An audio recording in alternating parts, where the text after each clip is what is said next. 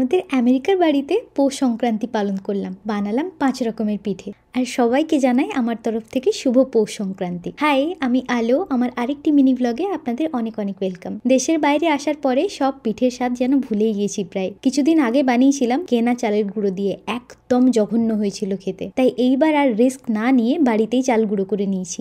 আমি জানেন তো, যখন ছোট ছিলাম মকর সংক্রান্তির ঠিক আগের দিন স্কুল থেকে এসেই দেখি মা উনুন ধরিয়ে চালের গুঁড়ো গরম জল দিয়ে মাখছে, আর আমি তাড়াহুড়ো করে ড্রেস চেঞ্জ করে বসে পড়তাম মায়ের সাথে পিঠে গড়ার জন্য। আমারগুলো অবশ্য খুব একটা ভালো হতো না, কিন্তু মাকে হেল্প করতাম তো, তাতেই মা খুশি হয়ে বলতো খুব ভালো হয়েছে। আর আমাদের যেহেতু জ্ঞাতি খুব বড় ছিল, প্রত্যেকবার কেউ না কেউ মারা গিয়ে দুধ পুরি আর ভাপা পিঠেটা মিস করে যেতাম। তখন দুধের স্বাদ ঘোলে মেটানো হতো এই দুধ পোয়া পিঠে দিয়ে আর পাটিসাপটা পিঠে দিয়ে। এখানে আসার পর এই সেকেন্ড টাইম আমি পিঠে বানাচ্ছি। বিশ্বাস করুন, প্রত্যেকটা পিঠে ফাটাফাটি খেতে হয়েছিল।